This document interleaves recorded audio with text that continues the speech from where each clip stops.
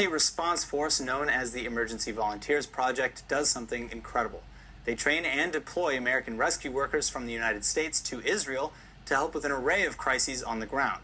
Well, right now the project has deployed 10 American volunteer firefighters to help stomp out flames along the Gaza border caused by Palestinian arsonists. They're on the ground right now as we speak, with another 45 currently on standby.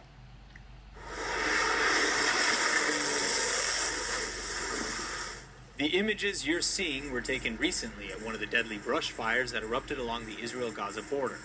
Here you can see American firefighters leaping into action, working alongside Israeli teams to battle the flames.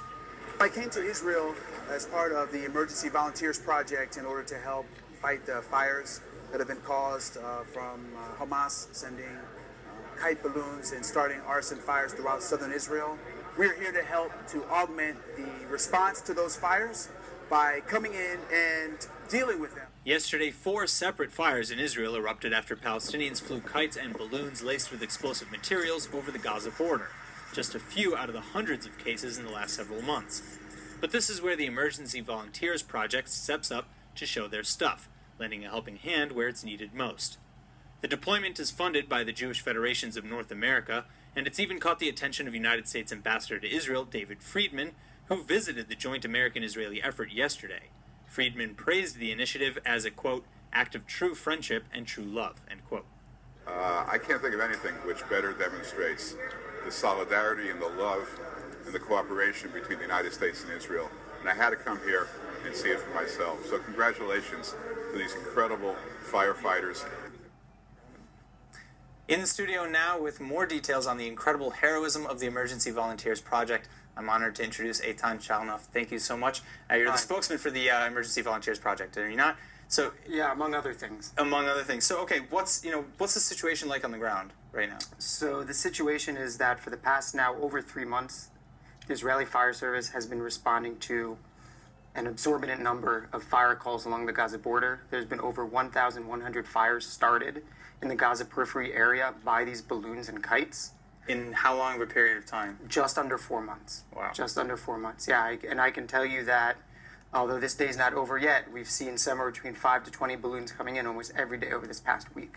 Oh my gosh. So, so again, help put this into context, because sometimes we have difficulty really picturing such a great number.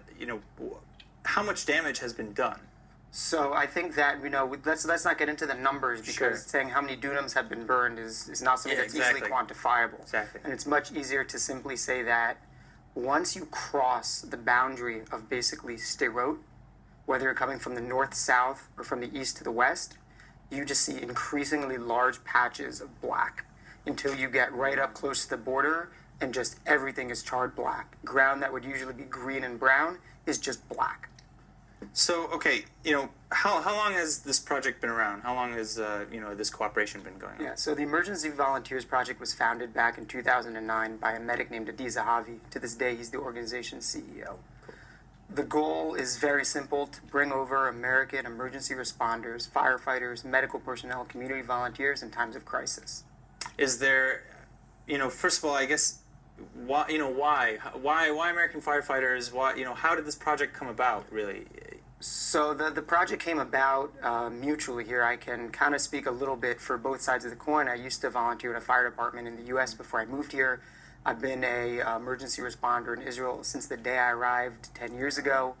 The need exists in Israel because we, have an X number of resources in our emergency services, and in times of crisis that doesn't necessarily grow because we can't rely on our neighbors to help us.